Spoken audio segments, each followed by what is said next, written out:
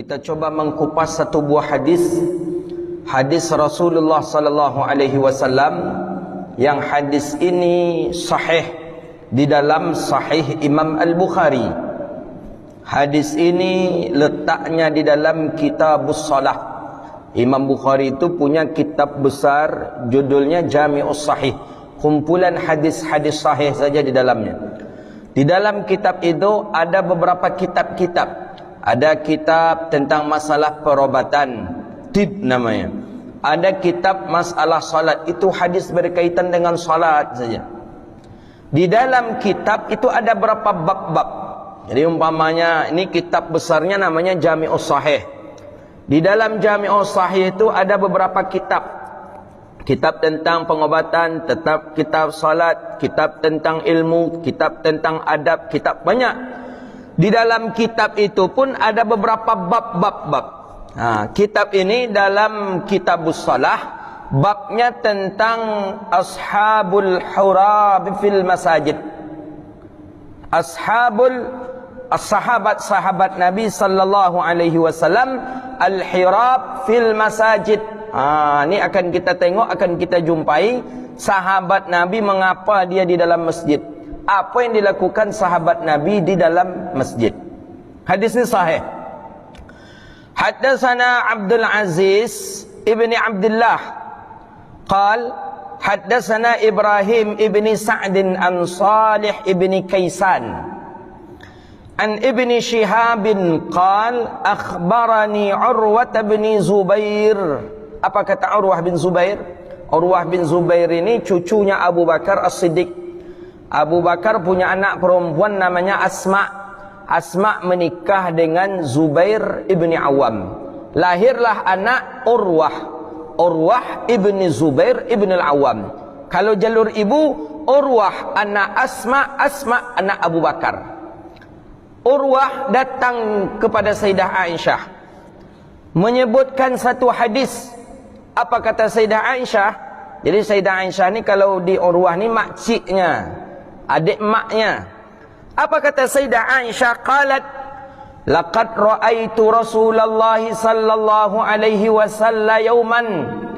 Aku laqad dan sungguh, ini pasti ini.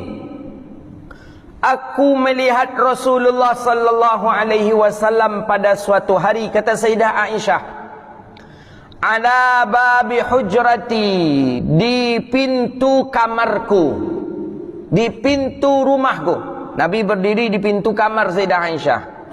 Kamar Sayyidah Aisyah menghadap ke arah masjid. Nabi berdiri di situ, kata Sayyidah Aisyah. Mengapa Rasulullah wal habasyatu yal'abuna fil masajid? Nabi sedang memperhatikan orang Ahbash bermain-main fil masajid, di dalam masjid. Apa yang dilakukan oleh orang-orang Ahbash di dalam masjid? Ulama banyak mensyarahkan hadis ini. Orang-orang Ahbash memuji-muji Rasul atau berqasidah. Jadi berqasidah dalam masjid.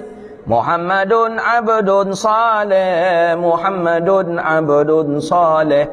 Pokoknya seperti itulah. Seperti kita hari ini, da'uni da'uni unaji habibi wala ta'dununi fa'adli gharam. Ada nyanyi orang-orang Ahbash sedang bernyanyi di dalam masjid Nabi. Nabi melihat dari berdiri di dekat pintu yang menengok Sayyidah Aisyah. Sayyidah Aisyah datang ke Rasulullah. Sayyidah Aisyah datang kepada Nabi. Apa kata Sayyidah Aisyah? Yasturni biridaihi. Nabi selimuti Sayyidah Aisyah dengan selendang Rasulullah sallallahu alaihi wasallam. Apa kata baginda Nabi? Unduru ila la'ibihim. Pandanglah, kata Rasulullah, permainan mereka. Mereka siapa? Mereka orang Ahbash di dalam masjid. Itu hadis, terjemahan hadis. Apa hikmah fawaid yang kita ambil dari hadis ini? Apa faedahnya? Pertama, bahwa sahabat Nabi bukan saja salat di dalam masjid, bukan saja berzikir di dalam masjid, tapi juga melakukan lantunan-lantunan qasidah di dalam masjid. Jadi kalau begitu, berqasidah hukumnya boleh? Boleh. Ini dalil. Sudah pernah sahabat Nabi melakukan di zaman Nabi masih hidup dan Nabi melihatnya. Hadisnya sahih. Kedua, bahwa perempuan pun tidak dibolehkan ia selama-lamanya berada di rumahnya. Dia juga punya hak seperti haknya seorang laki-laki untuk menenangkan dirinya. Kita laki-laki untuk happy kita keluar rumah. Kita laki-laki agar terasa enak, suntuk di rumah. Apalagi semenjak PPKM, suntuk di rumah. Kita keluar, mungkin ngajak teman-teman makan dan lain sebagainya. Begitu dengan perempuan, tak boleh pula kita pingit dia di rumah. Tuh buktinya, Nabi mengizinkan Sayyidah Aisyah melihat dan menonton orang Ahbas di dalam masjid sedang memain-mainkan tongkat kecil di dalam masjid, sedang bermain-main. Ini dalil. Ini ada orang hari ini bininya nyeparam aja dari rumah. Tak boleh istrinya keluar. Nah, dia punya hak. Sebagaimana kita punya hak untuk menenangkan diri kita, dia juga punya hak. Ya, kita bawa dia bersenang, mungkin pergi ke pantai kah, nak pergi ke gunung kah, lalu nak ke mall kah. Itu hak juga pada dirinya. Itu harus adil kita. Maka oleh karena itu, dari sinilah timbul bahawa perempuan pun sebagai istri dia ada haknya untuk membahagiakan dirinya. Kita pun punya hak untuk bisa membahagiakan dirinya. Caranya, biarkan. Maka Nabi SAW diselimuti Sayyidah Aisyah. Aisyah mendekat ke Rasulullah. Diambilnya selendangnya oleh Nabi. Nabi pakai selendang. Selendang ar-rida. Rida namanya yang dipakaikan di pundak kita tu rida. Nabi selimuti Sayyidah Aisyah. Nabi rangkul Sayyidah Aisyah. Kamu suka permainan itu? Kamu melihatnya? Ya, lihatlah, kata Rasulullah sallallahu alaihi wasallam. Dari dalil hadis inilah, dari hadis inilah keluar dalil bahwa melantunkan qasidah, berlagu itu hukumnya boleh, bukan bid'ah. Hari ini muncul ini. Ada orang mengatakan musik hukumnya haram, mendengarkan musik juga hukumnya haram, orang yang memainkan musik juga hukumnya haram. Bagaimana dengan para sahabat Nabi sallallahu alaihi wasallam? Dia mendengarkan lantunan qasidah. Apakah qasidah itu dihukum haram atau alat musik yang dihukum haram? Kita umpamanya ada orang yang ketika dia berkelahi, kemudian terbunuh kawan tadi, tertusuk kawan tadi dengan memakai alat yang nama alat itu pisau. Bisakah kita mengatakan alat pisau itu haram? Bisakah kita menghukum alat? Ya susah, bingung kita. Musik alat. Jadi yang diharamkan itu yang mana? Apakah lagunya, apakah alatnya, atau biduannya? Tiga nih mesti ada dalam musik itu, harus ada tiga. Ada tiga dia di dalam itu. Ada alatnya, musik. Ada lantunan, apa namanya itu? Ada isinya, ya apa namanya? Kita lupa juga kita.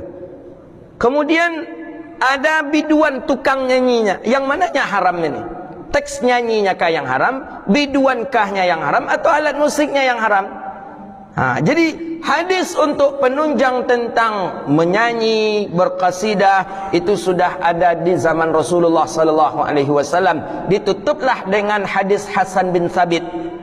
Hasan bin Thabit yataghanna, menyanyi-nyanyi di dalam masjid Nabi. Hasan bin Thabit menyanyi, berlagu-berlagu di dalam masjid Nabi. Datang Umar.